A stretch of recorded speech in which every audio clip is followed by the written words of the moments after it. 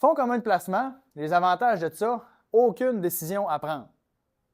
Confie ton argent, merci, bonsoir, je m'en vais, puis tu vas à tes occupations, tu fais d'autres choses, tu t'en vas travailler, tu t'en vas en voyage, tu t'en vas au Boston Pizza, tu fais d'autres choses de ton temps, puis ton argent se fructifie. Ça va? Ensuite, tu as une diversification instantanée. Quand tu investis dans un fonds commun, OK, mettons que tu places 10 000 dans un fonds commun. Dans un fonds commun, en général, tu vas investir à peu près, il va y avoir 50, 60 compagnies dans ce fonds-là, puis il va y avoir 7, 8, 9 secteurs d'activité différents. Fait qu'est-ce qu'il faudrait qu'il arrive demain matin pour que tu perdes tout ton argent? One shot. En plein ça. OK? On s'entend? Il faudrait que toutes les compagnies fassent faillite en même temps, donc que ce soit la fin du monde, en plein ça. C'est impossible que tu perdes tout ton argent et que les 50 compagnies fassent faillite en même temps. Ça se peut-tu qu'il y en ait une qui fasse faillite? Absolument. Puis le gestionnaire va la remplacer puis va s'organiser pour faire sa job puis faire en sorte que finalement, bien, le fonds, il se porte quand même bien parce que même si une compagnie qui a fait faillite, il va enlever la pomme pourrite puis il va la remplacer puis il va faire d'autres choses. C'est pour ça, autrement dit, qu'il est payé, le gestionnaire. OK? Techniquement, c'est ça. Et ça te donne également accès à une gestion professionnelle parce que ton gestionnaire, sa job à temps plein, c'est de faire ça, puis il y a une équipe d'analystes à sa disposition. Fait que probablement qu'il va réussir à trouver des compagnies que tu n'aurais probablement pas trouvées par toi-même parce que tu n'as pas les connaissances, tu n'as pas le temps ou que ça ne te tente pas, tu comprends? Puis là, lui, il va réussir à trouver peut-être des perles ou des compagnies que tu n'aurais pas investi, toi, si tu avais acheté tes actions tout seul. Ça va jusque-là? Fait qu'on regarde un fonds commun de placement, on s'entend, c'est pas mal le produit parfait, là, vu de même. On est d'accord, c'est comme je ne fais rien, mon argent se fructifie, il y a quelqu'un qui s'en occupe à ma place, c'est malade. Le seul inconvénient, mais il est quand même majeur, c'est le frais. OK? Parce qu'on s'entend qu'un gestionnaire avec une équipe d'analystes, malheureusement, ils ne sont pas bénévoles. Hein? Il faut qu'ils se payent à quelque part. Puis comment ils vont se payer? C'est avec les frais de gestion. Fait que les frais de gestion, comment ça fonctionne? C'est pas compliqué. Très simple, c'est pris directement sur le rendement. Fait que supposons que tu as mis 100 000, tu as des frais de gestion en moyenne, c'est 2 à 2,5 % au Canada, OK, quand tu investis dans un fonds commun. Fait que ton fonds, il a fait 8, il y a 2 % de frais de gestion, il te reste combien? Vous êtes fort, des machines. On va terminer ça là, merci. Vous savez tout. Fait que dans le fond, il reste 6 %. Fait que là, la question à se poser, c'est j'ai 100 000.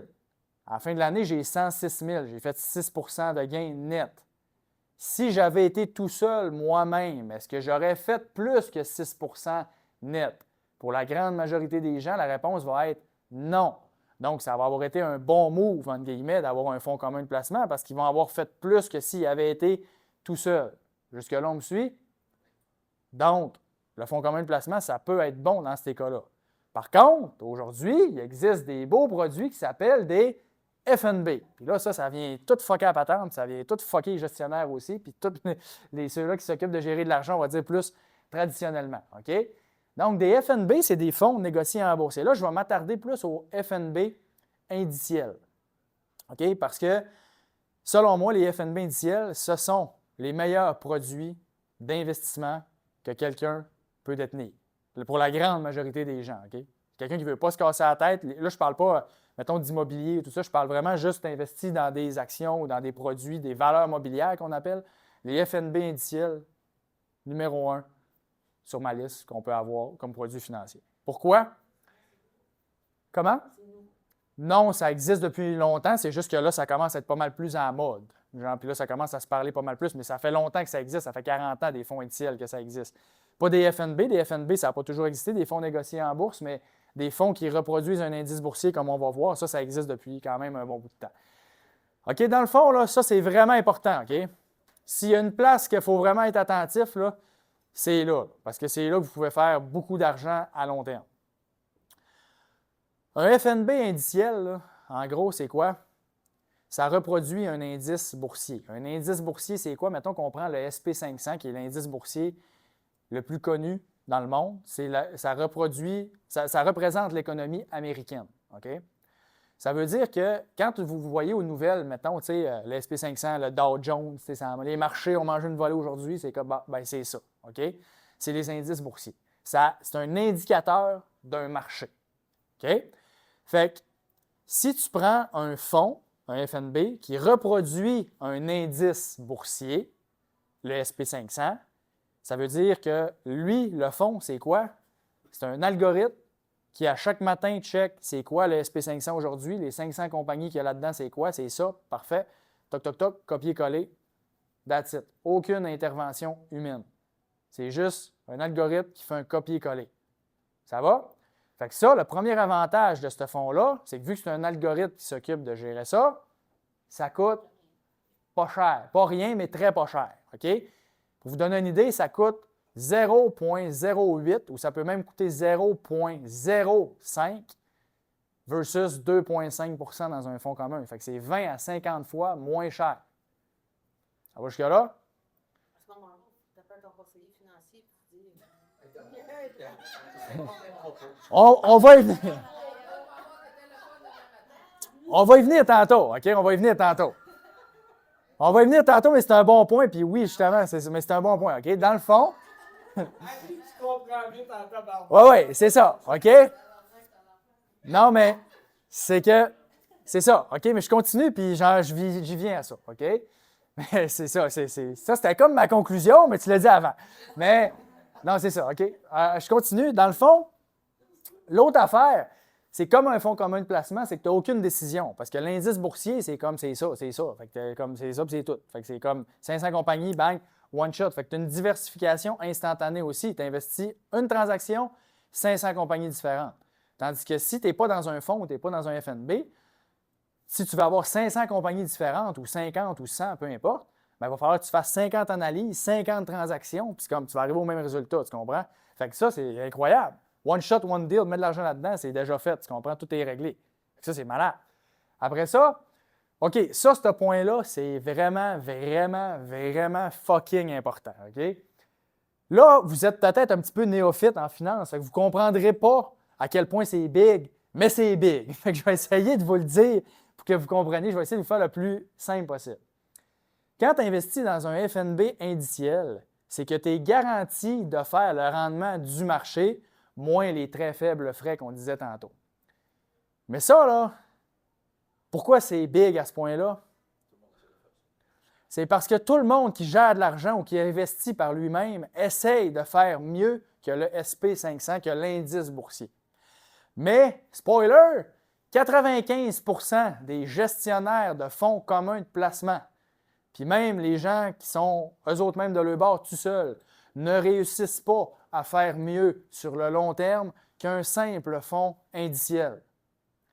Donc, dans la majorité des cas, quand tu vas avoir un conseiller, tu vas surpayer pour sous-performer.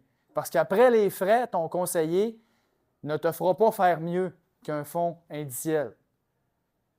Ça va jusque-là? Fait que ça, là, c'est que vous compreniez à quel point c'est big, là. Mettons, là, OK, que moi, là,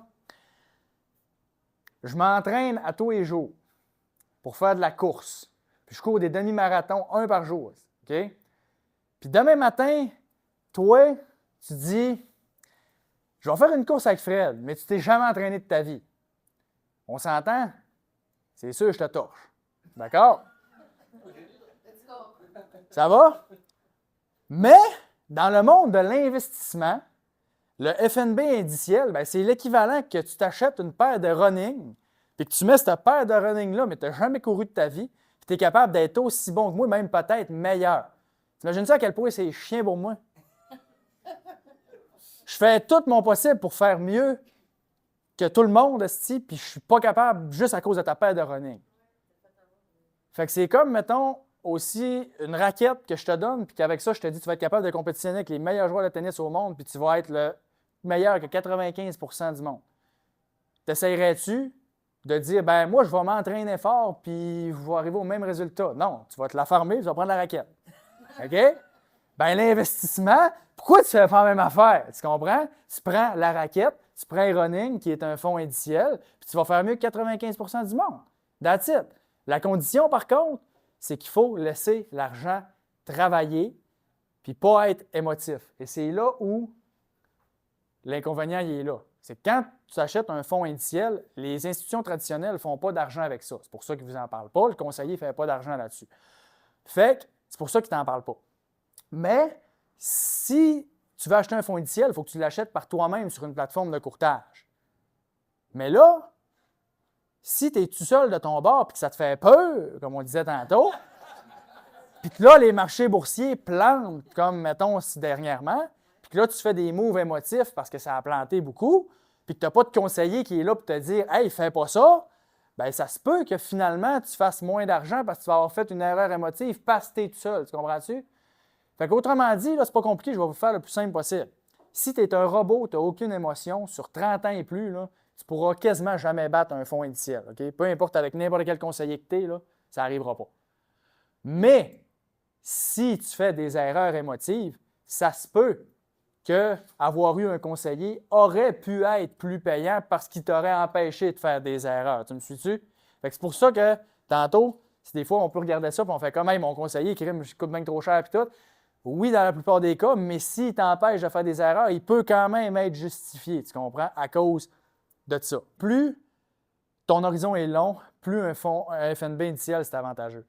Parce que plus à court terme, comme on disait tantôt, mettons, un gestionnaire, il peut avoir été, entre guillemets, chanceux, ou on va même dire bon, puis que sur 1 an ou 2, il a fait mieux que l'indice. Puis si ça arrive avec Christy qui va t'en parler, inquiète-toi pas. Mais, genre, sur 10 ans et plus, tu vas regarder le rendement, puis ça va tout se rééquilibrer, comme on disait tantôt. Fait qu'aussitôt que tu as un horizon qui est plus du long terme, le FNB indiciel va pratiquement être impossible à battre. OK? Puis c'est l'ennemi numéro 1, justement, des gens en finance, mettons, parce que, justement, ils ne font pas d'argent avec ça, puis ils savent qu'ils ne sont pas capables de battre les indices. Fait que la valeur du conseiller, elle va être où? Elle va être sur la fiscalité puis tout le reste. Puis c'est pour ça que je dis, quelqu'un qui a un dossier compliqué, là, je ne dirais pas lâche ton conseiller, puis non. C'est comme, non, ça se peut qu'il t'amène de la valeur, tu comprends? C'est correct. C'est juste, la plupart des gens qui ont un dossier, mettons, pas compliqué, puis que leurs affaires, c'est très simple, c'est très facile de remplacer, entre guillemets, un conseiller qui fait juste te dire à chaque année, ben mets du CELI, mets des REER, puis j'en mets ton max, tu comprends-tu? C'est comme, tu n'as pas besoin de lui pour ça vraiment, parce que là, tu sais comment que ça marche.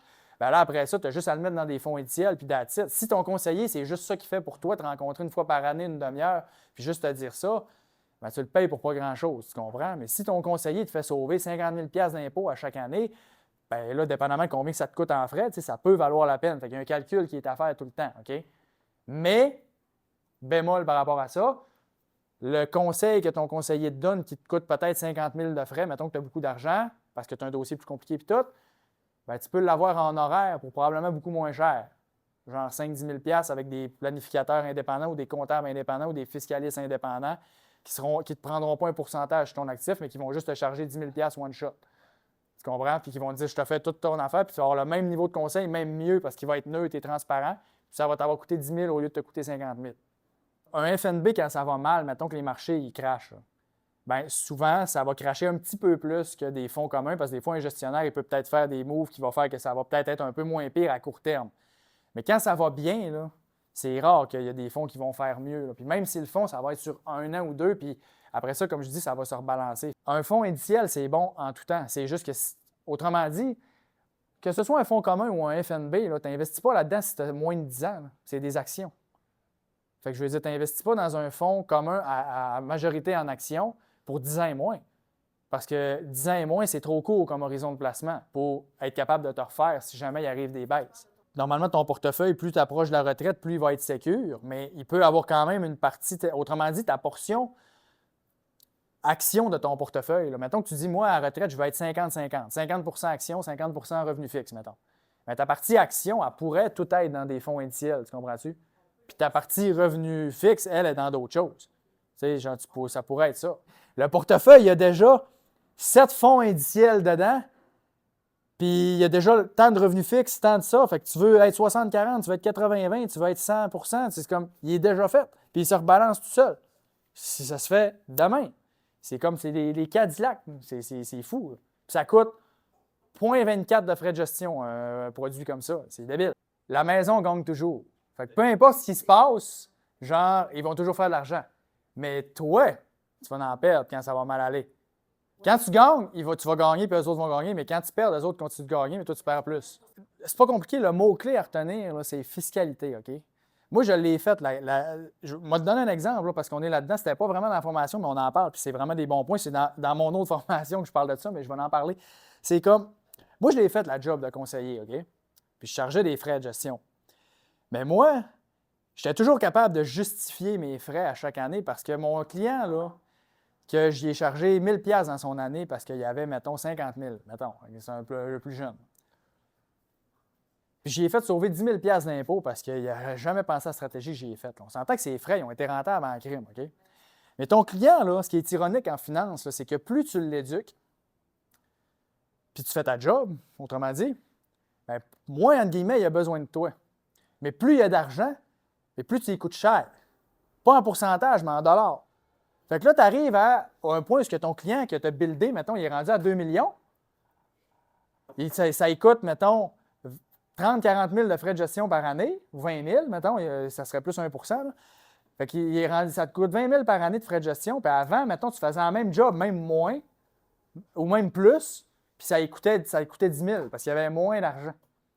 Fait que c'est ça qui est ironique, parce que plus ton client il va s'enrichir, moins il a besoin de toi, mais plus tu vas y charger cher. Genre, fait que ça fait comme, c'est un assez bon modèle de le conseiller, on s'entend, c'est parfait, là, pour le monde de la finance, c'est parfait.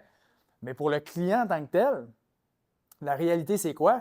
C'est que si ton conseiller t'amène pour plus que 20 000 de fiscalité par année, mettons, là, bien, c'est genre, c'est parfait, tu es rentable. Mais combien de fois tu vas le rentabiliser? Si ça t'a coûté 20 000 et qu'il t'a fait sauver 20 000 d'impôts, c'est parfait, mais tu as rentabilisé tes frais de gestion juste une fois pareil, là. Tandis qu'un jeune qui a juste 50 000, moi, j'ai rentabilisé ses frais de gestion 10 fois, 15 fois, 20 fois. Fait que ça a été bien plus rentable pour le jeune qui a moins d'argent que l'autre. Fait qu'autrement dit, avoir un conseiller, c'est payant quand tu as moins d'argent. C'est vraiment là que c'est le plus rentable, autrement dit. Parce que c'est là qu'il peut te faire plein de stratégies puis tout. Mais quand tu deviens plus éduqué, tu sais, moi, c'est pas compliqué, là. Moi, mes clients, quand je suis parti, avant que je parte, j'ai à peu près 7-8 clients qui m'ont appelé et qui m'ont dit à peu près la même affaire. Fred, je m'en vais, fais pas le saut, c'est pas à cause de toi, au contraire, c'est grâce à toi que je m'en vais parce que tu as tellement fait une bonne job que, tu sais, à cette heure, je sais pas mal quoi faire, tu sais. Fait que, genre, j'ai plus vraiment besoin de ça, puis je trouve que payer ton. Puis je suis comme, ben, good job, man, c'est en plein ça que je veux. Tu as appris à pêcher, puis c'était ça ma job, puis c'est parfait. Puis, genre, that's it. Comment? Du gros brochet. Ouais, ça, du gros brochet en plus. Non, mais c'est vrai. Quand je t'ai appris à pêcher, fait comme, parfait, vole de tes propres ailes, puis c'est ça que je voulais faire. Puis, c'est là que j'ai comme fait, bien, si je suis capable de montrer ça à plus de monde, comme je fais à soir, puis comme avec les formations, puis tout, bien, il va y avoir juste plus de monde qui vont être capables de ne plus avoir besoin de moi. Puis c'est ça l'objectif, c'est que tu sois capable de me remplacer pour un dossier pas compliqué, puis que si ton dossier est plus compliqué, bien, que tu saches maintenant qu'aller en horaire, c'est plus avantageux parce que tu vas en avoir plus pour ton argent. Puis si tu veux payer plus cher ou que ton conseiller, tu trouves qu'il vaut ça, c'est bien correct. Moi, je ne suis pas en train de dire qu'il faut que tu t'en ailles de ton conseiller, il n'y a pas de problème. C'est à toi de juger si tu trouves qu'il vaut le prix qu'il te charge. Mais il faut que tu saches combien il te coûte. Puis ça, la plupart du monde ne le savent pas.